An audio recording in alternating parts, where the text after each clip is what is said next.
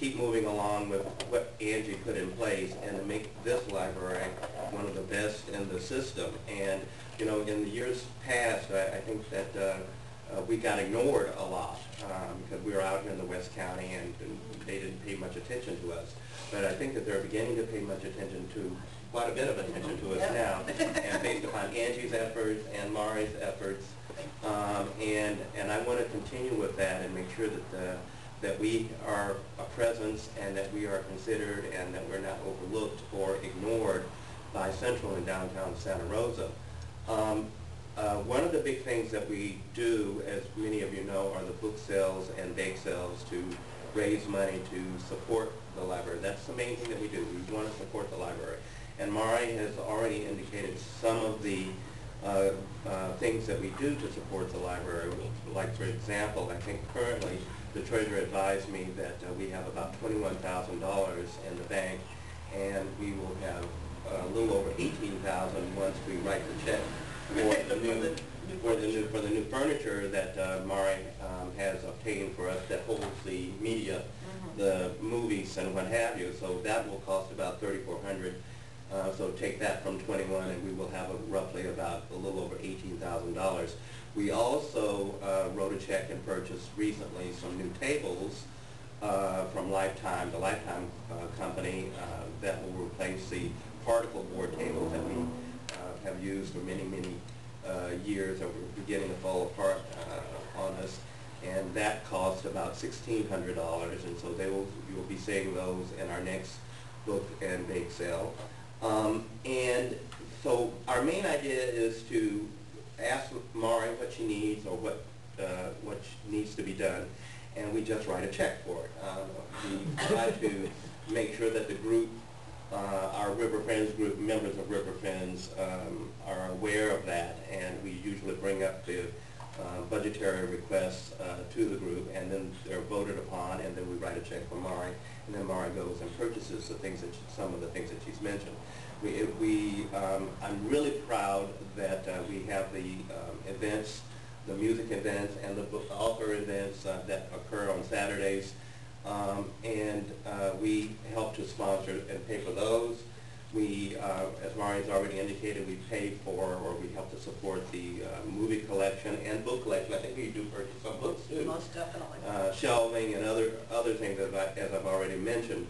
We paid for the computers that are part of the e-reader program, which Mari has here, and she'll be talking a little bit more about that as we go throughout the morning. Those were, I think that was almost $1,300 for those. So these things are helping to keep us in the front ranks and moving us into further in the 21st century. I think we're one of the few libraries that has already signed on to the e-reader program. Right.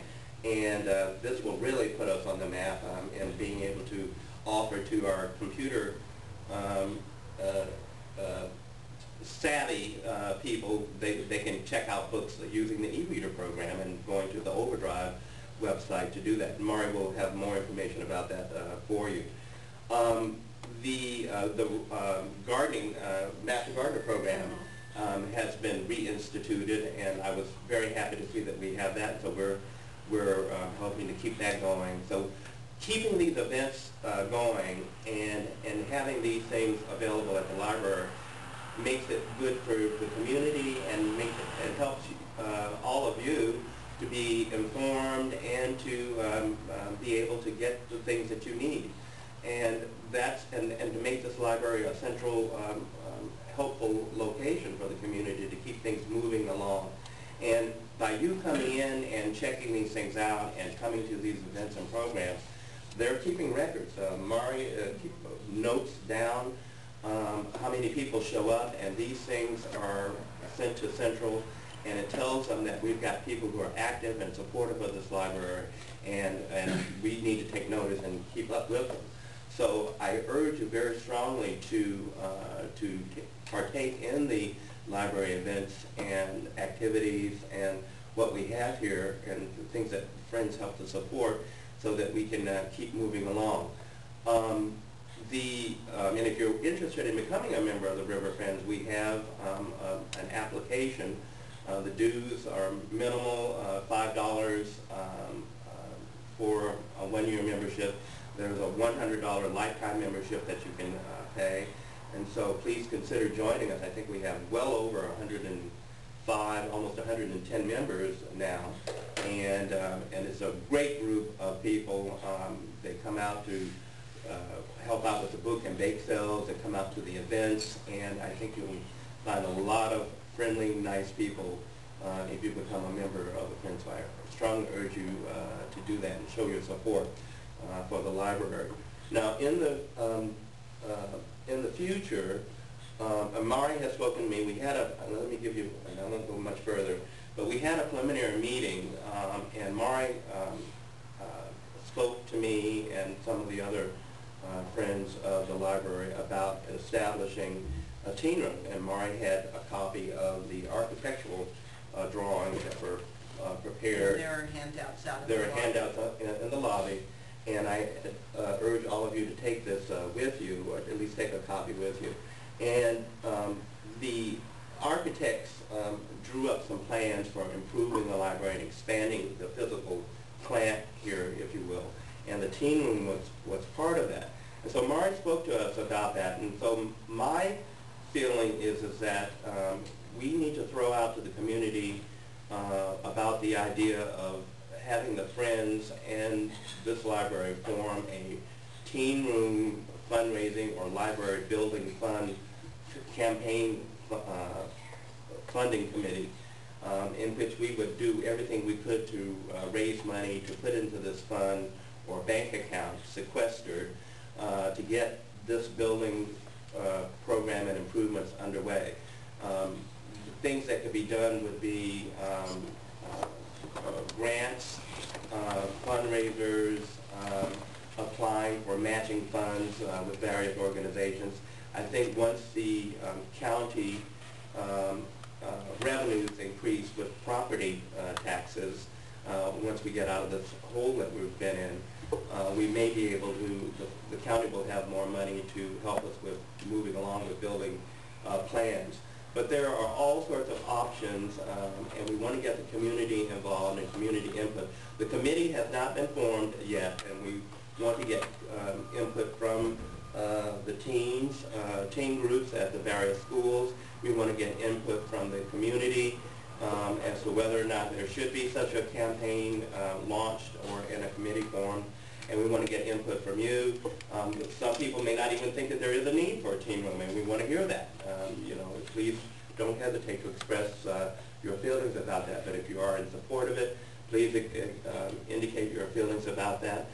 We need, as many of you can see, I think we need to have the block wall repainted. That is surrounding the library. It's looking a little decrepit. And I think that these are all things that we can do to keep our library looking really great and to keep it moving along in the system. And I think the county will be willing to help us if we're ready to step up to the plate and help ourselves too and to get things underway. So this is I'm hoping that this will be a major topic on our discussion today. And please give us your feedback. And with that, I will turn it back over to Peter. Go ahead, Peter. Right. And so let me try and draw this all back together again, because we've seen now that we've got representation from all the aspects that are involved in controlling and operating the library system in Guerneville, and really the same thing is replicated at all the libraries all over the county.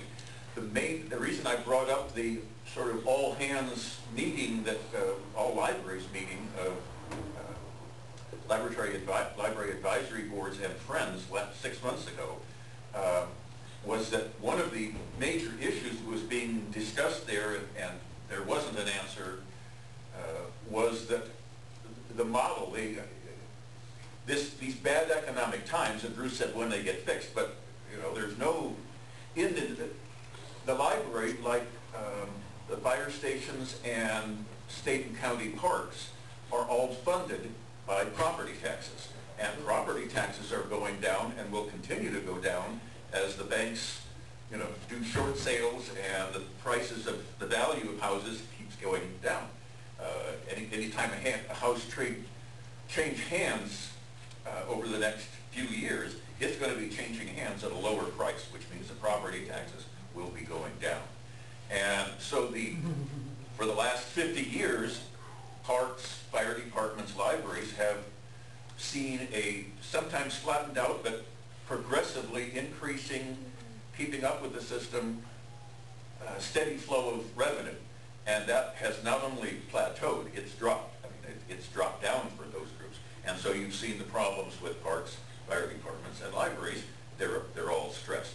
And we discussed that, and one of the problems is that because of the bureaucratic ease of long-term planning, 20 and 50-year planning, with the housing market and property taxes just slowly rising over the years, there is no other, they've not had the need to come up in any of these organizations with other means of funding besides the property taxes. No pressure to do it, so why look into it? And I know that the commission now has, because I've started attending commission meetings,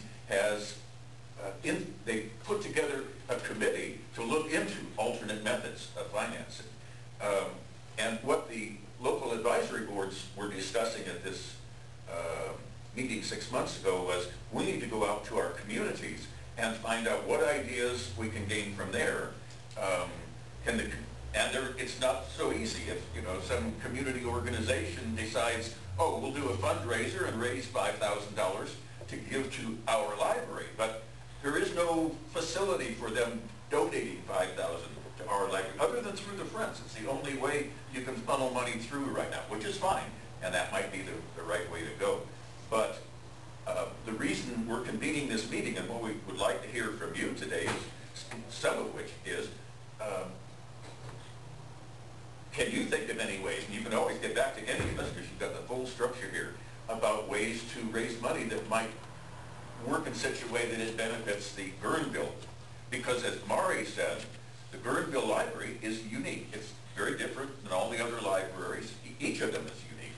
It's not that everyone else is cookie cutter and we're different, but each library is very different. And so we have our needs here, and there are issues and problems that this library has to deal with that are different than others. Sometimes less serious. There's always a teen issue. There's always a homeless issue. And sometimes, I think Santa Rosa's had more problems with some of those things than we have, but other times we have more problems. And we just have a different set, and so we need to solve our problems separately. So we would like to know from the community what you think of our problems, how we're dealing with them, what you like and don't like about the way the library system is working here in Guerneville, and ideas, mainly ideas that, hey, have you tried this? Why don't you do that? So at this juncture, we want to sort of open it up. Angie?